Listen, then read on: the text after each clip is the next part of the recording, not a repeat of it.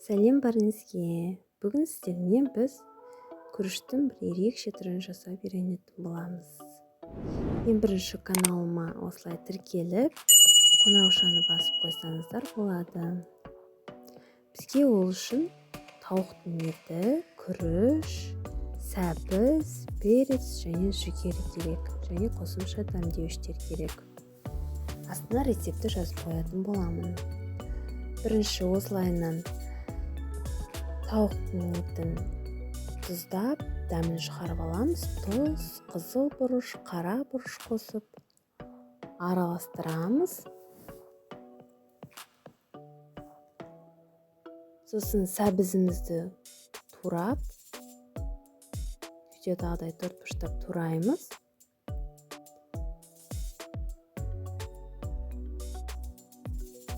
Әркім өзінің қалауы бойынша үйлерінде не бар, соны қоса берулеріңізге болады. Сәбізді турап біткеннен кейін перецті аламыз. Оны да төртбұрыштап турап, тура осы видеодағыдай турай берсеңіздер болады. Менде қызыл бұрыш болмады, сондықтан мен үйдегі бар бұрышты қостым. Жасыл бұрыш қосуға болады, қызыл, сары, әркім өзінің қалауы бойынша. Сосын жүгеріні алып, осылайынан араластырып, көкөністердің барлығын дайындап қоямыз. Тауықтың етін аламыз, үстіне май құйып, жақсылап араластырамыз.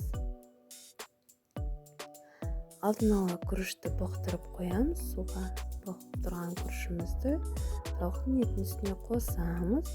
Сосын жәнегі дайындалған көкөністердің барлығын бетіне қойып,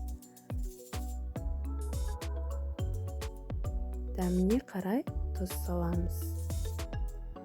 Сосын араластырып, бетіне су құйып, суымыз өте аз болып кетпесін, күйіп кетуі мүмкін. Сосын видеодағыдай фольганың бетін жауып, духовкаға 30-40 минутта 180-200 градусқа қойып пісірамыз.